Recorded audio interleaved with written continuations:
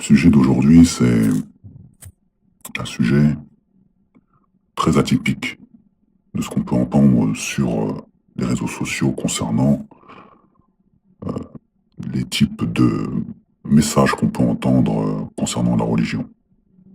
Il faut savoir que certaines personnes, quand ils font des débats religieux, viennent parler de sujets dont ils ne devraient même pas parler. D'accord? Ils se regardent d'abord, qui regardent leurs origines d'abord, d'où ils viennent, avant de parler, de critiquer des figures historiques, religieuses d'ailleurs, et remettre en question certaines informations dont ils n'ont aucune science pour pouvoir discuter. Je parle des... Excusez-moi, mais c'est pas vraiment péjoratif, mais vous allez le prendre de manière péjorative, c'est sûr. Mais je dois remettre les pendules à l'heure. Remettre les pendules à l'heure. En faisant cette vidéo, je remets les pendules à l'heure sur l'histoire et l'origine de l'esclavage du peuple noir. Parce que quand tu es noir, justement, et que tu te regardes dans la glace, et que quand tu vas au lycée, au collège, au lycée, à l'université, tu étudies tes origines, tu vois que ton passé, il n'est pas extraordinaire. Quand tu, excuse-moi, hein, le fait que tu sois noir.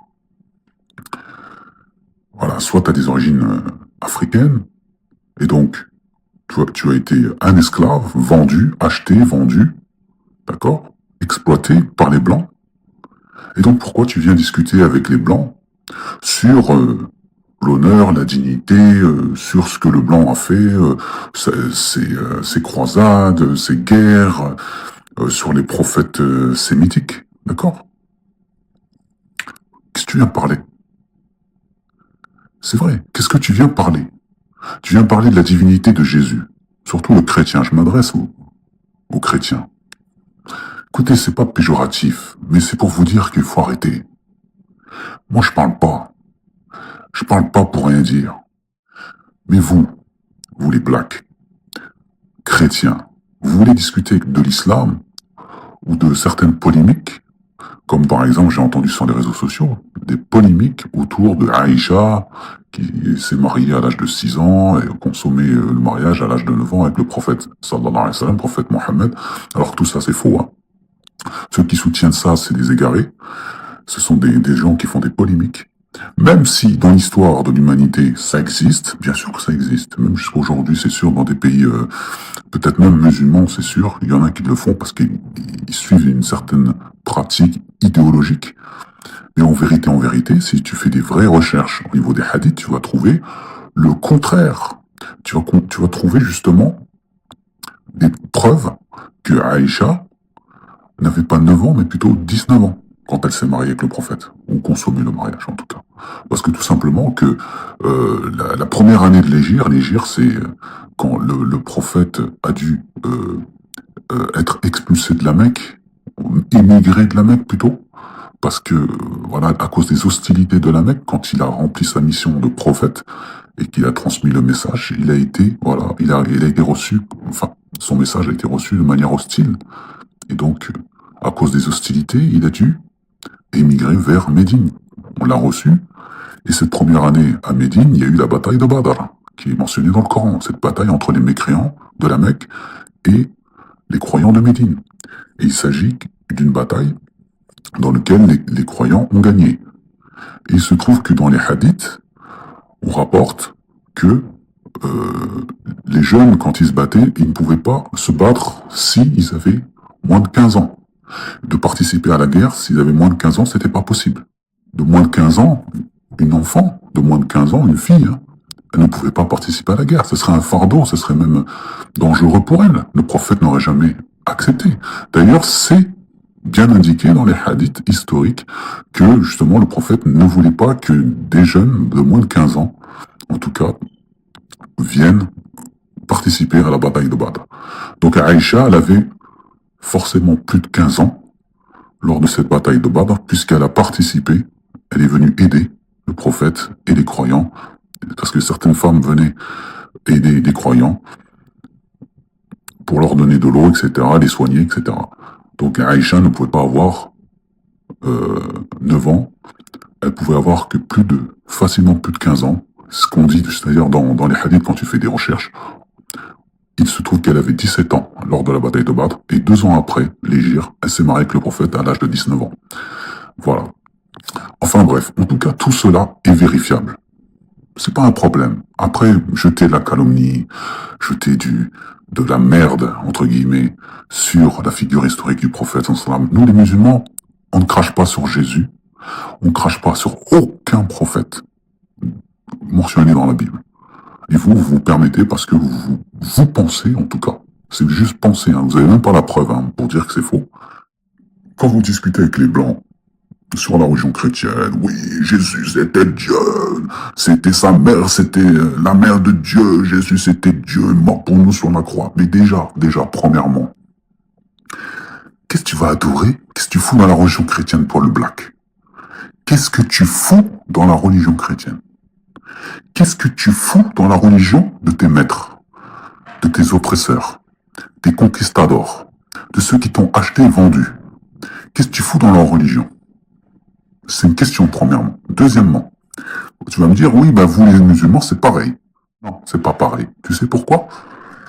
Parce que Bilal, le premier black dans la religion musulmane qui a fait l'appel à la prière, du vivant du prophète, d'accord, était l'un des plus grands compagnons du prophète. Et le prophète, alayhi salatu wassalam, enseignait que Moussa, alayhi salam, le prophète de Dieu, Moussa, Jésus, Moïse, hein, la figure historique dans la Bible, qui a fait sortir d'Égypte les enfants d'Israël sous le joug de Pharaon, était un noir. Il était noir. Vous comprenez? Après, Allahu A'lam, Dieu est plus savant pour savoir si vraiment sa peau était noire. Mais on va venir sur ce que vous dites. Vous êtes en train de défendre la religion chrétienne, alors que la religion chrétienne, regardez ce qu'elle a fait, la religion chrétienne de vos ancêtres. Elle les a réduits à l'esclavage et elle a justifié cet esclavage grâce aux versets bibliques de l'évangile et de la Torah, de toute la Bible d'ailleurs, qui encourageaient l'esclavage de vos ancêtres noirs que vous êtes en train de défendre injustement.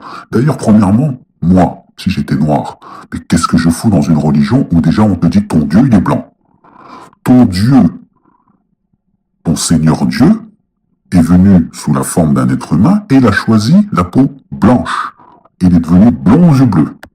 Et on te dit, soumets-toi devant, prosterne-toi devant lui. Mais t'es malade. Pendant plus de 400 ans, on a réduit mes ancêtres à l'esclavage et moi aujourd'hui, je vais me prosterner devant un homme blanc. Vous comprenez ce que je veux vous dire? Je suis pas en train d'attiser la haine. Je suis en train de vous dire, réveillez-vous. Je vous conseille d'aller dormir. Je vous conseille de vous laver la tête. Lavez-vous le visage et réfléchissez. On y va. C'est parti.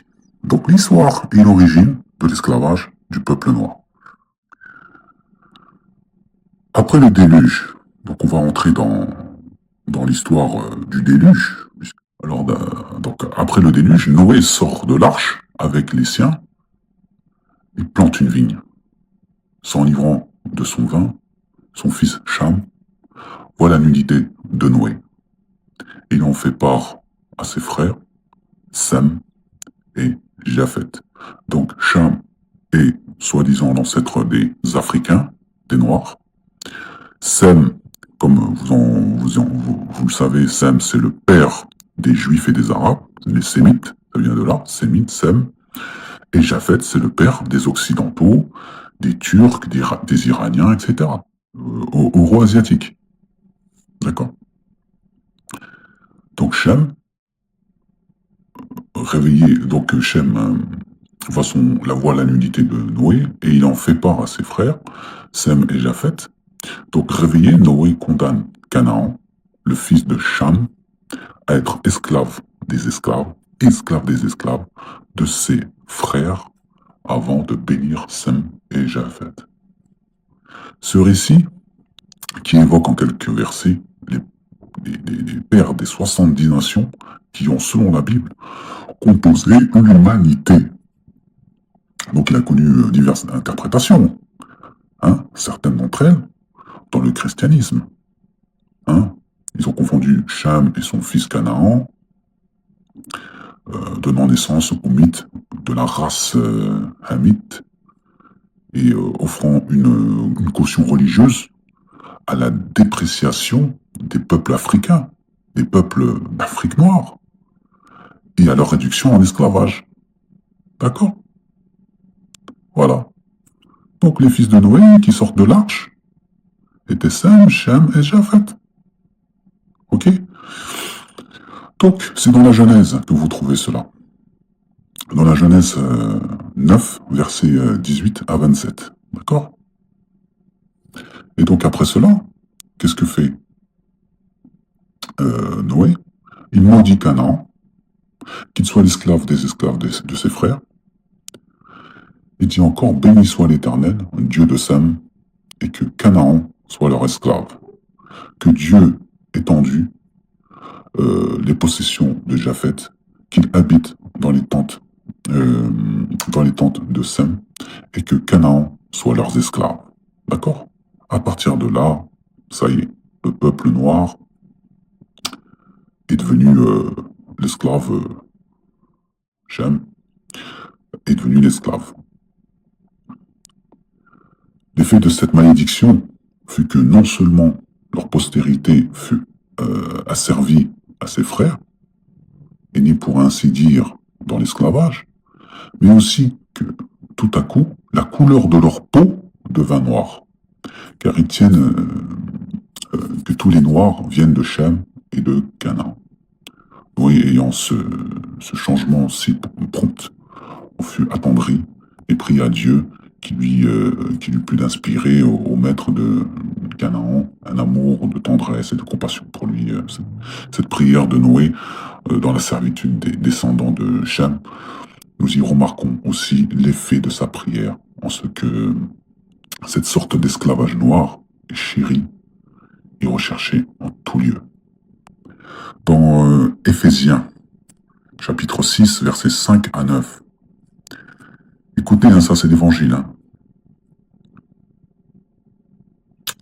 Esclaves, obéissez à vos maîtres ici-bas humblement, avec respect, d'un cœur sincère, comme si vous serviez le Christ. Ne le faites pas seulement quand ils vous surveillent pour leur plaire, mais accomplissez la volonté de Dieu de tout votre cœur comme des esclaves du Christ. Vous voyez à quel point ils encourageaient les chrétiens, ils encourageaient les blacks qui étaient sous leur servitude à ce que l'esclave lui obéisse. Donc c'était légitime. Moi, franchement, je ne peux pas rester chrétien à cause de ça. Je laisse pour Dieu, je laisse pour le bon Dieu, le jour du jugement. Oh mon Dieu, moi, je voulais pas croire à cette religion parce que mes ancêtres, ils ont été réduits à l'esclavage. Qu'est-ce que tu peux dire contre ça? Dans le verset 13, du chapitre 49, on arrive dans la conclusion chrétienne. Chez les chrétiens, c'est grave, quoi. Pour ceux qui sont qui ont des ancêtres noirs. Vous comprenez?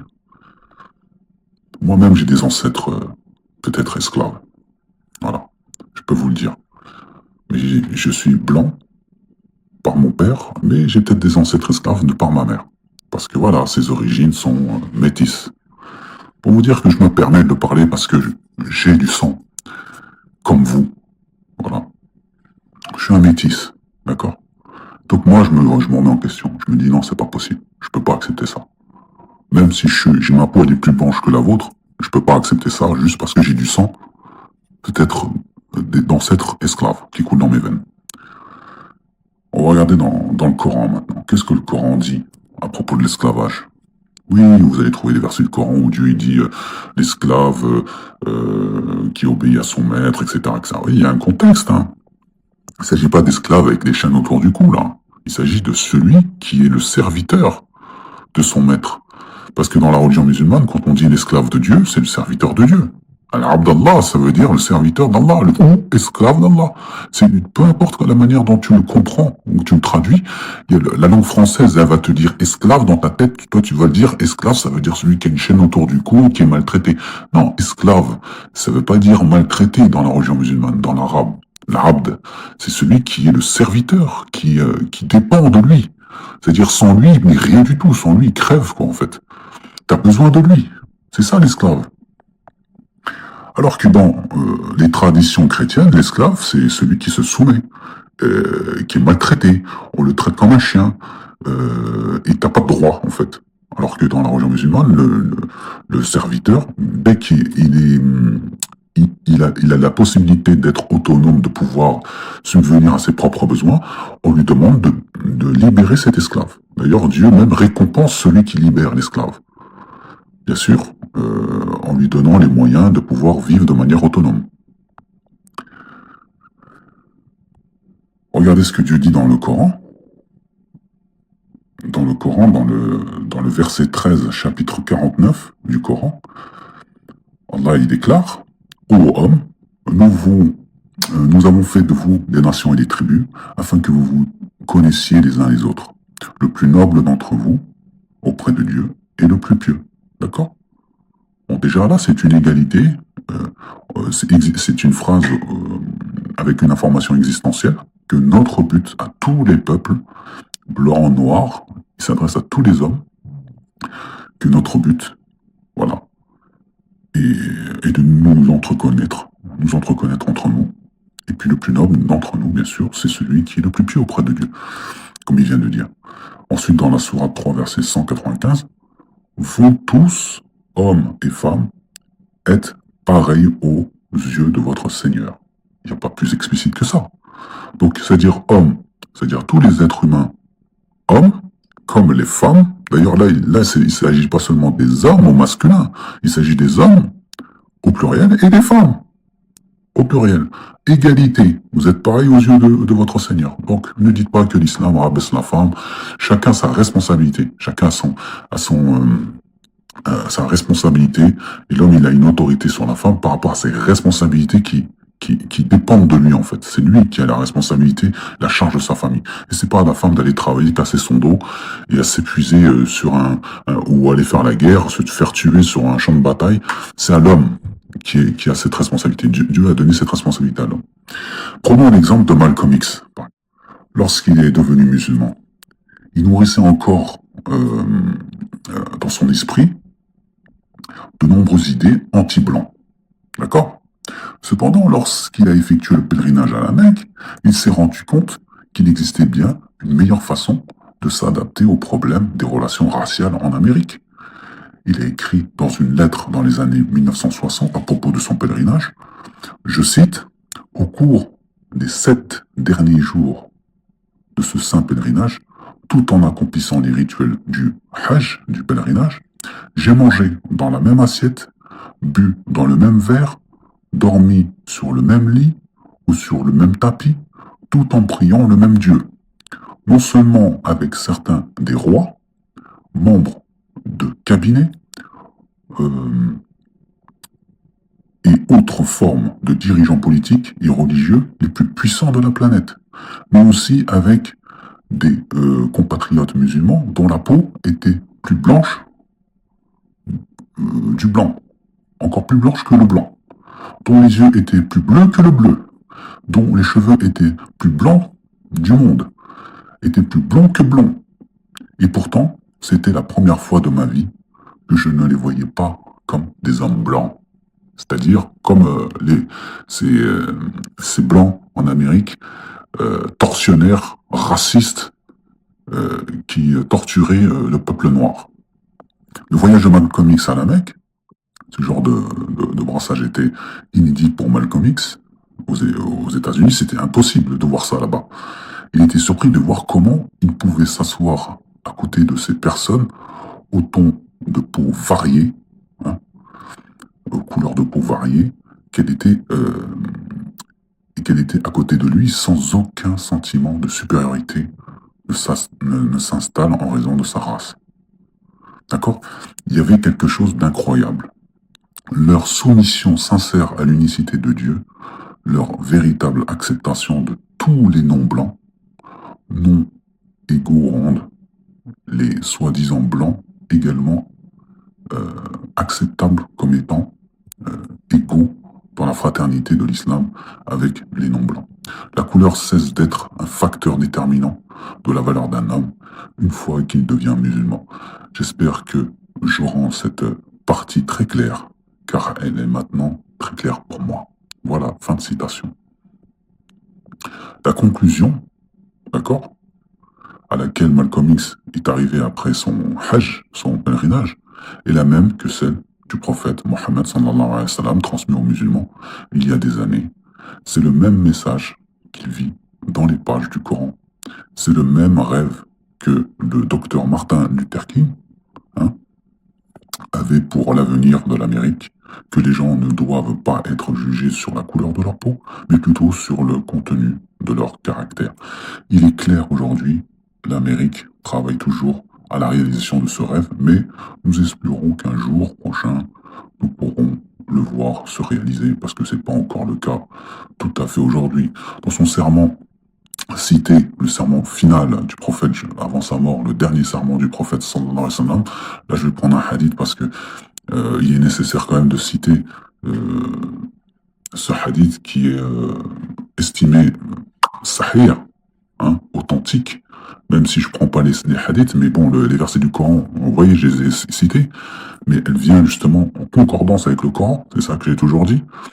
Donc le prophète conseillait à ses compagnons et à tous les musulmans de venir jusqu'à la fin des temps.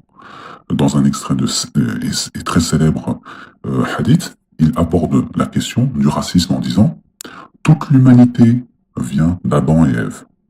On est tous d'origine d'Adam et Ève. Un arabe n'a aucune supériorité à un non-arabe, et un non-arabe n'a aucune supériorité à un arabe. D'accord ? De plus, un blanc n'a aucune supériorité sur un noir, et un noir n'a aucune supériorité sur un blanc, sauf dans la piété, c'est-à-dire dans la religion, quand tu la pratiques, tu la mets en pratique, tu es supérieur à lui si tu es plus proche de Dieu, dans la pratique. Mais vous voyez, si le prophète avant sa mort, il l'a dit qu'un arabe n'est pas supérieur à qui que ce soit, et qu'un blanc n'est pas supérieur à un noir, ceux qui n'ont pas respecté cette parole après le 7e siècle, c'est eux qu'il faut bannir, c'est pas la religion, c'est eux, d'accord? Et les chrétiens, par contre, vous voyez la différence? C'est que les textes religieux confirment que tu dois te prosterner devant ton maître, et que les Canaans, c'est-à-dire les gens de Canaan, les ancêtres, c'est-à-dire les Africains qui sont issus de Canaan, les fils de Cham, sont les esclaves des Juifs, des Arabes, des Blancs occidentaux, puisque la Bible le confirme. Voilà. C'est juste pour faire une parenthèse et que comme ça on ferme sa bouche avant de parler. D'accord? Je suis vraiment désolé. Ce n'est pas péjoratif. C'est juste pour vous dire pourquoi j'ai quitté la religion chrétienne. C'est une des raisons. Et que Jésus, le fils de Marie, est musulman, est un croyant, est un prophète d'Allah, un prophète de Dieu. Et Allah est tout simplement Dieu le Père. Dieu le Père, l'Éternel, comme il est cité dans la Torah et l'Évangile. C'est tout. Voilà, il n'y a pas plus simple que ça à comprendre. Il n'y a pas besoin de se prendre la tête. C'est juste ça, le problème. Il y a une seule religion, il y a un seul Dieu, il y a un seul message. Et le message, il a été d'abord donné aux enfants d'Israël, transmis aussi à d'autres prophètes qui sont issus de la postérité de Noé. Et jusqu'à aujourd'hui, voilà le dernier message, le Coran. Il y a eu Jésus, et Jésus, il a enseigné aux enfants d'Israël que, voilà, le message de Dieu, il le dit bien Jésus, je ne suis pas venu abolir la loi, mais l'accomplir. Non, vous allez trouver des versets pour dire non, Jésus, il a dit que c'était autorisé, par exemple, la viande de porc, alors qu'il a jamais dit que c'était autorisé. D'accord? Vous allez trouver des moyens de le valider, alors que lui, il te dit, clairement, je ne suis pas venu abolir la loi, mais l'accomplir. D'accord? Il vous a autorisé de manger tout ce qui est bon, sauf ce qui est interdit. D'accord? Vous êtes d'accord avec moi? Tu peux manger tout ce qui est bon sur Terre, mais tu ne peux pas manger ce qui est interdit. Et le Coran confirme bien ce qui est interdit. Puisque le Coran dit que nous avons fait descendre sur toi le livre pour confirmer ce qui a été descendu avant toi, la Torah et l'Évangile. Le Coran a été envoyé pour confirmer la Torah et l'Évangile. Et donc le Coran confirme bien que Jésus c'est un prophète, puisque les Juifs ne croient pas en Jésus. Le Coran confirme bien que Jésus c'est un prophète, et que Marie, la Vierge Marie, c'est une femme sainte, et même c'est la meilleure femme des mondes. C'est confirmé dans le Coran, pour ainsi dire, pour envoyer le message aux Juifs qui ne veulent toujours pas croire en Jésus. Alors que vous, vous croyez en Jésus, mais là vous avez un texte en arabe qui vient de l'hébreu, qui vient d'un texte des mêmes origines que l'hébreu, d'origine sémite, un prophète d'origine sémite, de la même origine que Abraham, leur père c'est Abraham, d'accord? Les Juifs et les Arabes, donc ça les rend crédibles. C'est pas un livre inventé par quelqu'un qui n'a rien à voir avec les Juifs ou les Sémites ou quoi que ce soit, non. C'est un prophète qui est issu de la postérité d'Ismaël, l'un des fils d'Abraham, le premier fils d'Abraham d'ailleurs. Et pour vous dire que tout simplement que ce livre ne vient pas effacer la religion, vient effacer le Christ ou rendre, comment dire, caduque l'existence du Christ ou le message du Christ. Non, non, au contraire, il vous dit tout simplement que non, vous vous trompez. Il n'est pas Dieu, il a jamais dit qu'il était Dieu. Vous avez l'impression que le message, c'est de dire qu'il est Dieu, mais en fait non, ça c'est les prêtres, c'est les Blancs. C'est les Blancs qui ont créé cette histoire de Jésus, fils de Dieu. C'est les Blancs. C'est les Blancs, oui, je suis blanc et je le dis. C'est nous les Blancs, on a créé ça. Hein? Et en plus, on justifie l'esclavage des Noirs. Nous les Blancs, on justifie l'esclavage des Noirs avec les textes religieux. C'est-à-dire Dieu nous a validé, Dieu l'a validé dans les textes que vous êtes des esclaves. Vous imaginez que Dieu valide l'esclavage des Noirs? Bref, je vous conseille d'aller vous reposer, d'aller dormir et de réfléchir. C'est pas péjoratif. Que Dieu bénisse tous les Noirs sur la terre et les Blancs, que Dieu les pardonne pour tout ce qu'ils ont fait dans le passé, parce que il y aura un jugement et il y en a beaucoup qui vont régler les pots cassés. Mais arrêtez de vous salir. Vous êtes noir, vous êtes beau, vous êtes peut-être l'un des meilleures communautés dans le monde. Dans beaucoup de choses, vous êtes supérieur aux Blancs. Arrêtez de vous ridiculiser avec cette religion catholique ou religion chrétienne, tout simplement. Remettez-vous en question, d'accord? C'est tout. Moi, tout ce que je vous demande, c'est de vous remettre en question. C'est tout. Voilà. Et pardonnez-moi si j'ai pu toucher à la sensibilité de certains. Voilà. Subhana rabbika rabbil izzati amma yasifun wa salamun ala mursalin walhamdulillah.